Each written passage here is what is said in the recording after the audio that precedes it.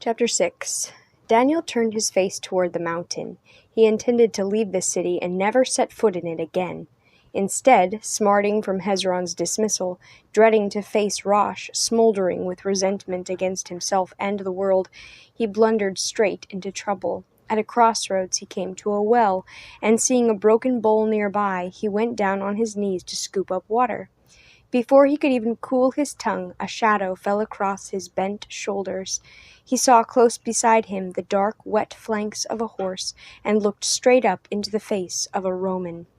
"Water for the horse, boy," the soldier ordered, not unpleasantly. "We have come a long way."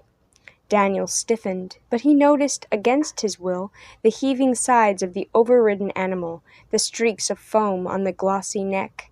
The beast, too, was helpless in the hands of the Roman. He could not deny it water. He lifted the bowl and held it steadily while the animal quenched its thirst.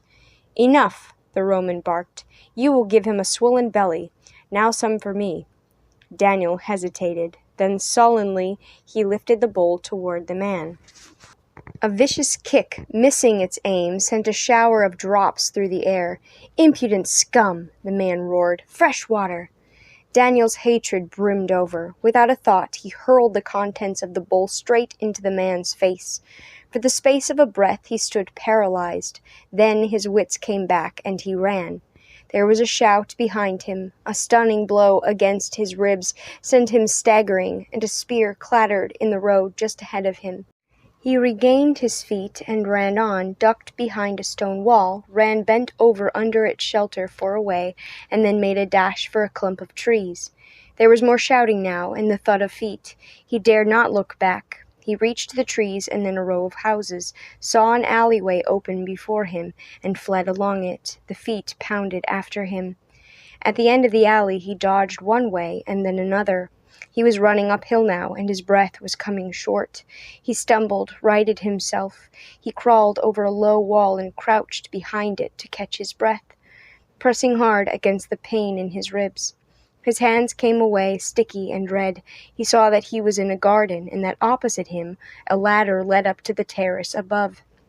He barely managed the ladder, but it gave him a moment's advantage. He could still hear the running feet, but he dared now to climb more slowly and conserve his breath. He gained the next terrace, and then the next. He stopped finally, gasping, and leaned against a terrace wall. He had outrun them. In the quiet orchard there was no sound of pursuit, but he had used up almost all his strength. Pain gripped his whole chest now and ran down his arm into his fingers. Very soon he would have to lie down and wait for them to find him. Where could he go?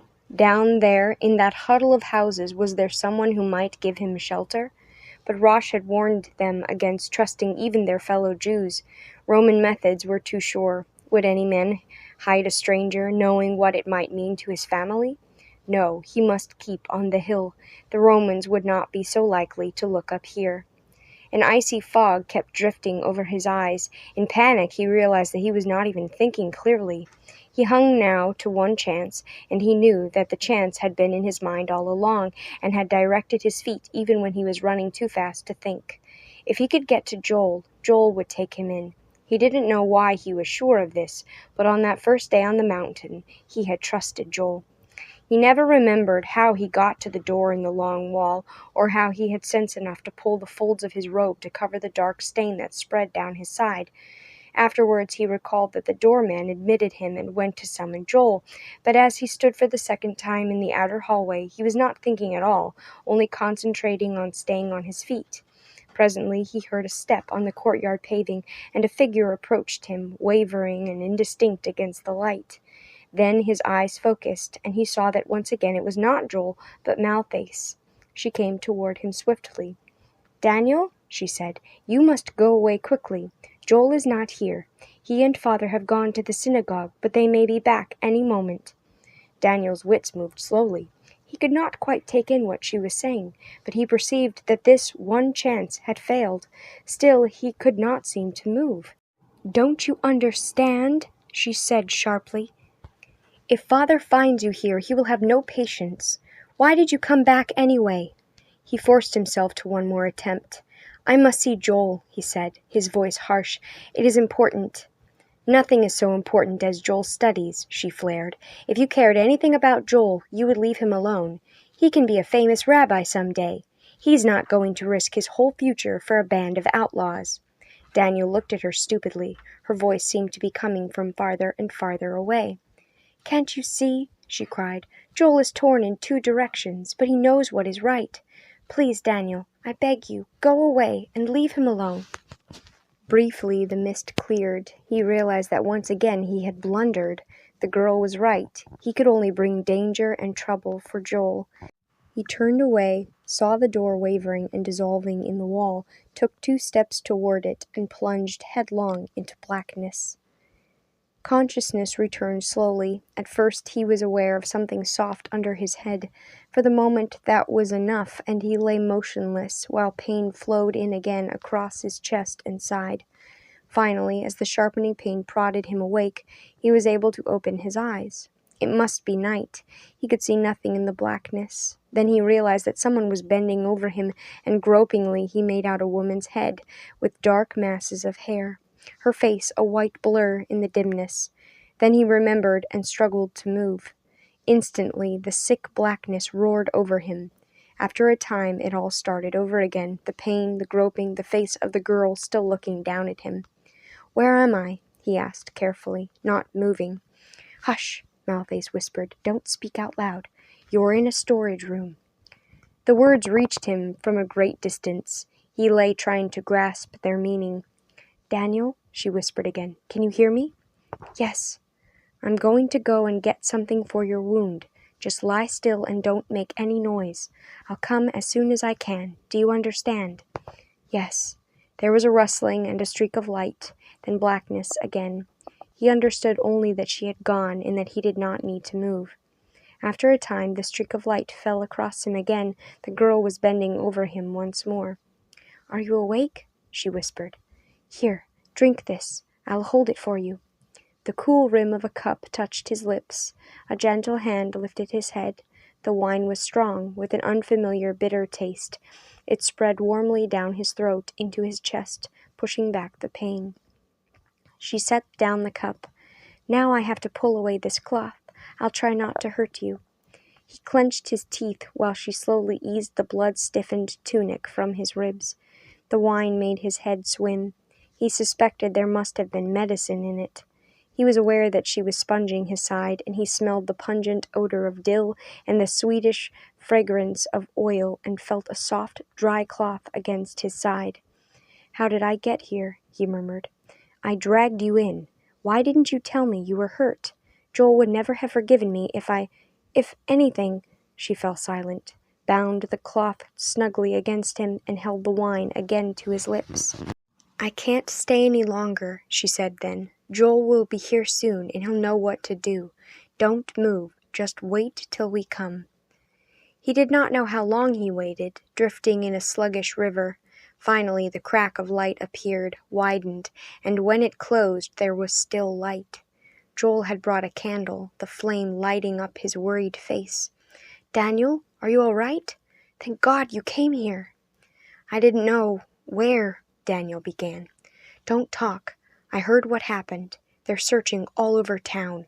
When Face told me, I knew it must have been you. You were crazy, Daniel." "Don't make him talk, Joel." Malface was close behind. "See, Daniel, I've brought some gruel for you. Can you eat a little?" Joel held the candle while the girl dipped spoonfuls of gruel.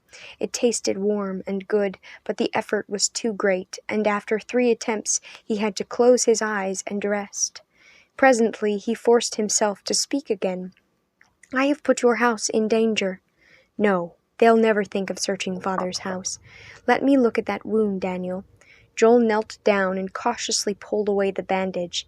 He let out a slow whistle. "You're lucky. Another inch or so. There's a nasty hole.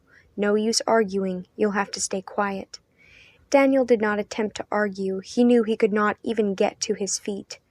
"I don't think this place is safe," Joel went on. "One of the slaves might come to get grain any moment. There's a passage between the 2 walls. Thace and I discovered it when we were children visiting here. If we lift you onto a mat and drag you, can you stand it?" Yes, he said. He could stand anything in his helpless gratitude. The passage was scarcely 2 cubits wide. Joel, stooping over and tugging, with Thacia steadying behind, made slow progress, bumping along the rough earth floor for some distance before Joel was satisfied.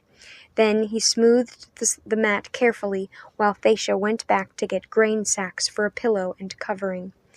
"I hate to leave you in this place," Joel said, shining the candle beam along the box-like walls. "It's not too airy, but you won't suffocate, and I'm sure no one will find you." Daniel tried to stammer his thanks. "I wish I could do more," Joel answered. "I'm sorry things went wrong at dinner today. Father isn't like that really. It's just that he's suspected for a long time how I feel, and he's afraid I'll join the zealots." "I talked like a fool," Daniel said. "Well, yes, you did." Joel smiled for the first time. "But I wish I had the courage to stand up to him like that." "If he finds out?" "He'll never give you away, I'm sure of that. But he would start asking questions about Amalek and the mountain and all, no knowing where it would end. Just stay here and don't worry about it. Thace and I will come whenever we can." Thacia murmured something to her brother. "Yes, we have to go," Joel answered. "Will you be all right alone here, Daniel?" "Yes," said Daniel. Sleep all you can. I'll be back." He lay still while the candlelight and the footsteps receded. Just before the blackness closed down, he thought he heard a whispered voice. "Good night, Daniel." He was not sure, and as the fever began to rise in him, he imagined that it had been his mother's voice, speaking the words he had not heard for years.